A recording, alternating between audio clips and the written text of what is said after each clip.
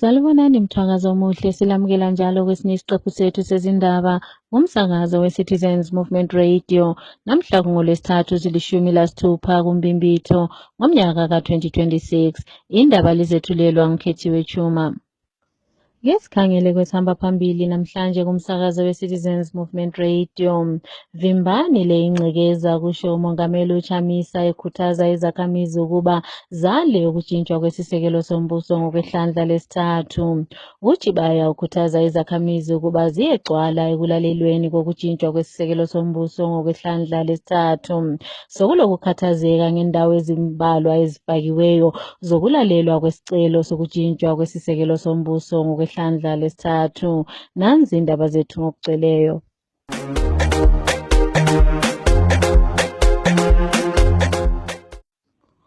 Umongameli webandla eliphikisayo lodumo umongameli uNelson Chamisa usekhuthaze izakhamizi ukuba zale ukujintshwa kwesisekelo sombuso ngokwehlandla lesithathu, lokho kukhangelelwe ukuba kwenziwe ekupheleni kwayona le inyanga. Kunkulumo yakhe ayethule izolo, umongameli wabantu uthi kuyakhathaza ukuba ibandla leZANU-PF liyenza imihlangano yabo ngokukhululeka elizwe lonke jikelele, kukanti ibandla eliphikisayo lona liyaphazanyiswa emhlanganweni kanti leyo mhlangano iyavinjwa. Umongameli uChamisa ukhuthaze izakhamizi ukuba zivimbe konke lokhu ngoba balalo ilungelo lokubuthana njalo bahlanganyele loba ngubani. Uye wathi ukuvimba izakhamizi ukuba zenze imihlangano yabo kukhulunywe ngokujintshwa kwesisekelo sombuso kuveza khona ukuba lesi sicelo sokujintshwa kwesisekelo sombuso kasivele ebantwini kodwa sivela kubandla leZANU-PF. Ake sizweni izakhamizi ukuba zithini ngenkulumo kaMongameli uChamisa. Hello, citizens. Hello, Zimbabwe. Tony Shaba here. I just want to comment on what is happening in Zimbabwe at the moment currently. How the regime is suppressing every voice that is speaking against the 2030 agenda. It is quite clear that the 2030 agenda is not something that the Zimbabweans want. And it is very true and very clear that the regime knows this and they do understand it. Therefore, they want to enforce it onto people. And it's not new to us because ZANU-PF is always enforced their beliefs on people, what they wanted to do, their agendas on people. We understand that this 2030 issue is a ZANU-PF issue. But being a ZANU-PF issue, they want to take it to another level where it becomes a national issue. And it is here at the moment as we speak. It has become a national issue, and this is exactly what they wanted, and they're pushing for it. And it's quite very unfortunate that they are using those lame tactics whereby they force the people to do what they don't want to do. They are forcing people's will because they know that people's will is not to have that 2030 agenda enforced on them. People want to choose what they want to choose. Now people are talking about the referendum. I don't even know why we have to go as far as that. The honest truth is that this 2030 agenda is nonsensical, and it does not align with the constitution that was chosen by the people, that was written by and for the people in 2013. It was approved by the people. Everyone agreed that elections are going to be held after every 10 years, after every 5 years, I mean to say. And every leader who comes into office, they are prescribed their 10 years, their 5 years, and they are allowed to stand for at least 10 years if they are re-elected. But after those 10 years, they are done their mandate and they must leave power. But in Zimbabwe, it's a different story. They want to force the change, hence beating up people who are there to enlighten and guide the Zimbabwean masses so that they can understand what exactly is happening, because not everyone knows what is happening. Not everyone understands the significance of what is about to happen. Not everyone understands how this can affect them, how this can affect their future. how this can affect what is happening in the country at the moment. However, you see, things have gone down in our country, but the same people who have made things to go down, they still want to cling to power, and it's very unfortunate, and we totally don't agree with that. Izakhamizi sesikhuthaze ukuba ziyegcwala ezindaweni lapho kuza kubanjwa khona imihlangano ngesikhathi kukhulunywa ngokutshintshwa kwesisekelo sombuso ngokwehlandla lesithathu okuzenziwa emphakathini ukuze kuzwe imbono yabantu. Lokho kukhangelelwe ukuba kwenziwe ekupheleni kwayona le inyanga. Esinye seziphathamandla kubandla eliphikisayo kanti njalo wayemela iMkopa North edale lephalamende, umhlonitshwa u-Amos Chibaya usekhuthaze izakhamizi ukuba zihambe ziyelalela lowo mhlangano ngobuningi babo ukuze bafake yabo imbono ukuze kwaliwe ukutshintshwa kwesisekelo sombuso ngokwehlandla lesithathu. Ake sizweni umhlonitshwa uChibaya ekhuluma. Fellow citizens, I want to urge you all, let us attend public hearings for the Constitutional Amendment Bill number 3. Let's attend in our numbers, starting on the 30th of March to the 2nd of April. Let us claim our authority. Let's not be intimidated. Zimbabwe is our country. Zimbabwe belongs to us. Makadiko muri yeZimbabwe kumatimana kwamuri. Ndinokukwazisai nemufaro wakadzikadzika kwazvo. Ndoda kutora mukana uno kuzivisa mhuri yese yeZimbabwe kuti nguva iya yatanga takamirira yasvika yekuti tinotaridza kuti nyika ino inyika yedu sevana veZimbabwe. Handei tose kuma-public hearing achanoitwa nenyaya amendment yebumburiro remutemo kutanga musi wa30 March kusvika musi wa2 April. Ngatibudei tese kwese kune mavhenya, munhu wese ngaabude. Tinoratidza kuti aiwa hatidi kuti nyika yedu imbunyikidzwe, hatidi kutorerwa simba redu. Bumburo remutemo harisi rebato, bumburo remutemo harisi rezomatongero enyika, bumburo remutemo nderenyika. Chinonzi nyika chiko ndisu vana veZimbabwe, chinonzi nyika chiko isu macitizens emuZimbabwe. Saka ngatitaridzei simba redu kuti simba redu renyika yedu risatorwa nevanhu vashoma vanenge vachida kudya upfumi hwenyika, vana veZimbabwe vachida nokodze zvironda. Saka kwese kwatiri ngatibudei tinde kuma-public hearings aya. Musavhundidzirwa.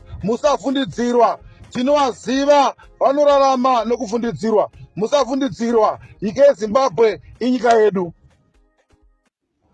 Sekule ntukuthelo evela emphakathini ngesinqumo esithethwe lidale lephalamende ukunciphisa indawo zokulalela emhlanganweni wokutshintshwa kwesisekelo sombuso ngokwehlandla lesithathu okwenziwa emphakathini.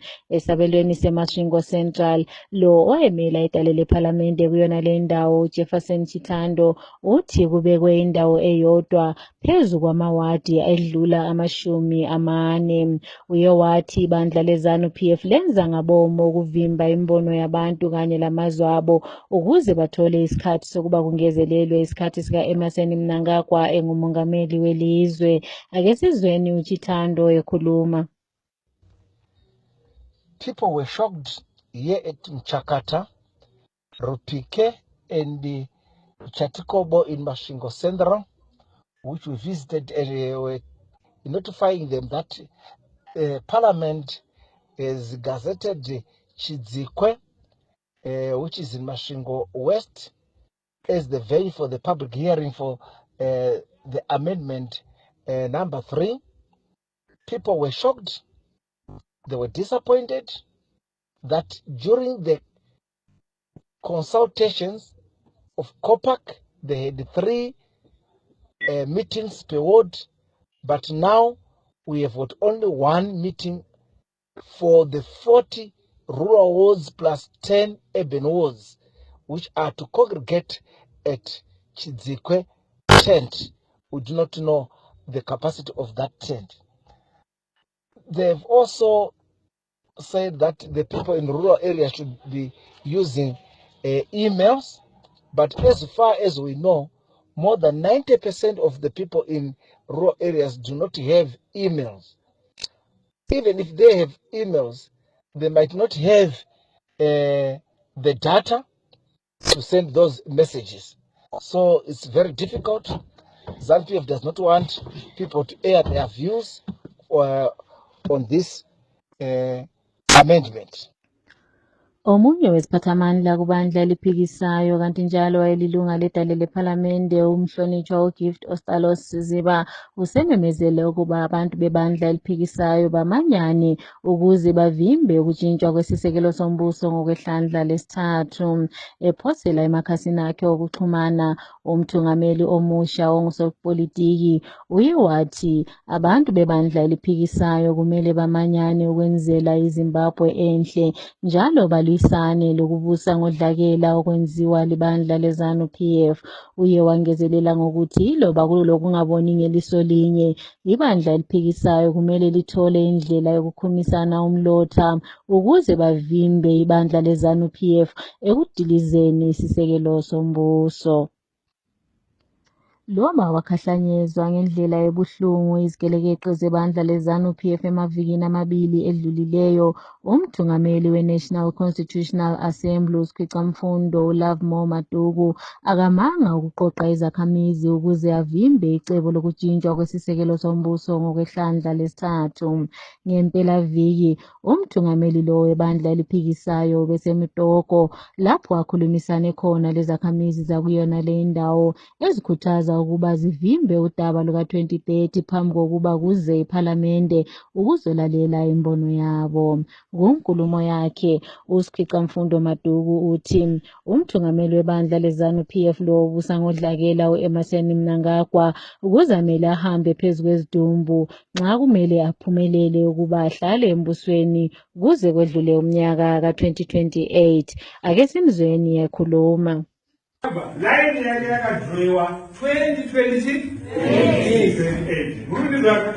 Mnangagwa 2026 Mnangagwa 2026 pamusoro pegomo urundizwa ipapo kuenda pamusoro pechi Mnangagwa Mnangagwa saka nyaya dzake dzekuti ndida kuenda 2030 ngauraye tione makuwa aanoda kutsika achienda 2020 inoda kuona makuwa achaitwa naMnangagwa nevanhu vavo vachitsika pamusoro pemakuwa kuti vasvike 2020 ndinoda kuguwa vakaitadza vaenda mukuwa 1 zvikadii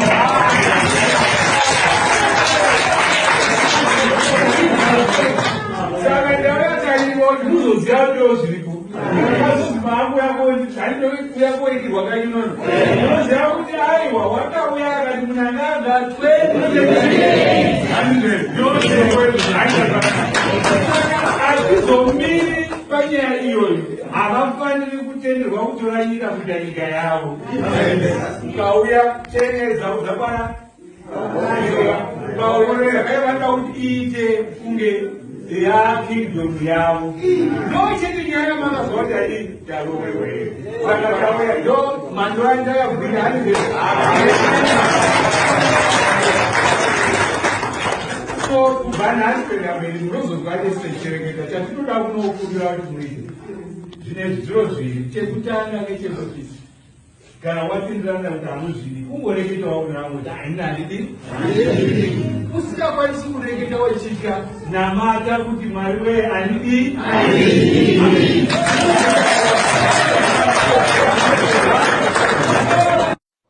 Inhlanganiso ye-Amalgamated Rural Teachers Union of Zimbabwe ATUZ ithi iza kulihambisa ukusola kwabo kugatsha lwezasekhaya lalolo lukhangela ngezamasiko ngemva kokuba kuhlukunyezwe amalunga abo yilabo abacatshangelwa ukuba basebenzela uhulumende eCholocho ngoMgqibelo. Umongameli wenhlanganiso ye-ATUZ u-Obed Masaraure usole kakhulu ukuhlaselwa kwamalunga aleyiyunyani lapho athe bukwala obenziwayo njalo kujonge ukuba kuhlukunyezwe izisebenzi ngenxa yokuba bafuna indawo ezingcono zokusebenzela. Unkosikazi kamongameli waseZimbabwe u-Auxilliam Mnangagwa usechothozwe kakhulu izinhlanganiso ezilwela amalungelo abomama ngemva kokuvakashela kwakhe lo owabulala abantu abaningi njalo wadlwengula u-Annie Mozitwa. Unkosikazi kaMnangagwa uye wachaza isinqumo sakhe sokuvakashela lo umsolwa lapho ethi befuna ukuzwisisisa ingqondo kaZwitha. Omunye wabathungamela omama kubandla eliphikisayo uSithabile Mlilo uswele kakhulu unkosikazi kaMnangagwa ngokushaya indiva indubeko ezihlanganela labo abalahlekelwa izihlobo zabo ngenxa kaZwitha, kodwa wakhetha ukuba ayexoxisana lo mbulali. Ake sizweni uMlilo ekhuluma. Lithunile balaleli, kuyasimangalisa sibili ukuthi sizwe ukuthi khona umama lo Auxilliam Mnangagwa uhamba ukuyabona ubaba lo uZwitha owabulala abantu. Thina sebesikwazi ukuthi khona ngeke umuntu ehambe ukuyabona lo owabulala abantu, kumele ukuthi ehambe ebona laba balezihlobo zabo ezabulawayo ebakhulumise. Yisisi into thina esisaziyo not ukuthi uthi khona uyahamba wena ukuthi uyebona loya owabulalayo. Nxa usumbonile kuphumani-ke khonapho? Thina sikwazi ukuthi khona nxa uthi awuhambile wayebona laba abafelwa izihlobo zabo wakhala labo, ngoba yisisintu ukuthi khona lawo uyakhala lalabo abakhalayo, even iBhayibheli litsho njalo. Kodwa lokhu bantu, lokhu kuyasihlukumeza, lokhu kuyasitshiya sikhamisa umlomo ukuthi kade kuyini okuyenzakalayo elizweni lona leli. So into eyangisayo kakhulu le. Ngiyabonga. Kule ndizamtshina ebithwele abantu ababili ewileyo eZaga eMasvingo izolo kwabhubha umuntu oyedwa njalo kwalimala omunye. Lo obhubhileyo ongowesilisa uhle wafela khonapho ngemva kokuba kube lokudubuka okudale ukuba abambe amalangabi omlilo. Omunye obephakathi ngowesifazane lo okhululwe izakhamizi phakathi kwayona le ndizamtshina, kanti njalo sesibhedlela lapho kubikwa ulimele kakhulu enyaweni. Imbangela yokuwa kwale ndizamtshina ayikaziwa, kanti njalo amapholisa asaphenyisisa. Omela iChipinge South edale lephalamende umhlonitshwa uClifford Hlatshwayo useveze ukukhathazeka ngohulumende owehluleka ukulethela izakhamizi amanzi ahlanzekileyo okunatha emaphandleni. Ekhuluma edale lephalamende kuviki ephelileyo, umhlonitshwa uHlatshwayo uthi izakhamizi eziningi emaphandleni zisengozini yokuthola imikhuhlane etholakala emanzini efana lecholera, ityphoid kanye leminye ngenxa yokunatha amanzi angahlanzekanga benatha lenyamazana. Uye wathi uhulumende ulomlando wokuba anikeze abantu amanzi ahlanzekileyo njengalokhu okukhona kusisekelo sombuso. Ngesikhangele kwezemidlalo, kumidlalo yeKhahlilaga Premier Soccer League lapho bekunqundana khona intshantshu zaseZimbabwe lapho kuphume kungelaye umnqobi phakathi kweqembu leDynamos leHighlanders ngesikhathi zisenza ujikilopanqa 2-2.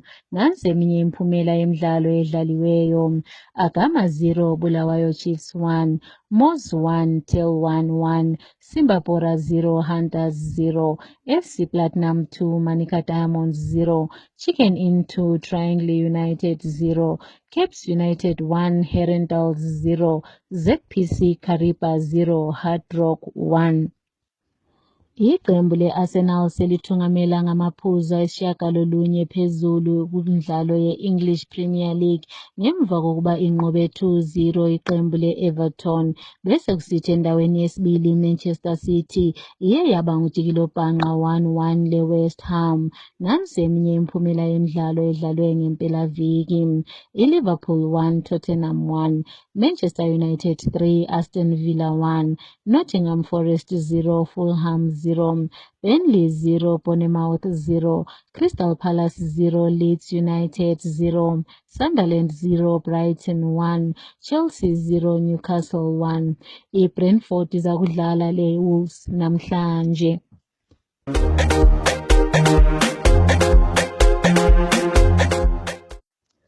Ukuziphatha siziphetha lezi ndaba kumsakazo we-Citizens Movement Radio nanzebe sihamba phambili. Akunqatshwe ingcekeza kusho uMongameli uChamisa ngesikhathi ekhuthaza izakhamizi ukuba zivimbe ukujintshwa kwesisekelo sombuso ngokwehlandla lesithathu. UChibaya ukhuthaza izakhamizi ukuba ziyegcwala ezindaweni lapho kuzalalelwa khona ukujintshwa kwesisekelo sombuso ngokwehlandla lesithathu emphakathini. Sokulokukhathazeka ngendawo ezincitshisiweyo ngesikhathi kulalelwa ukujintshwa kwesisekelo sombuso ngokwehlandla lesithathu emphakathini. Siziphetha lapha lezi ndaba.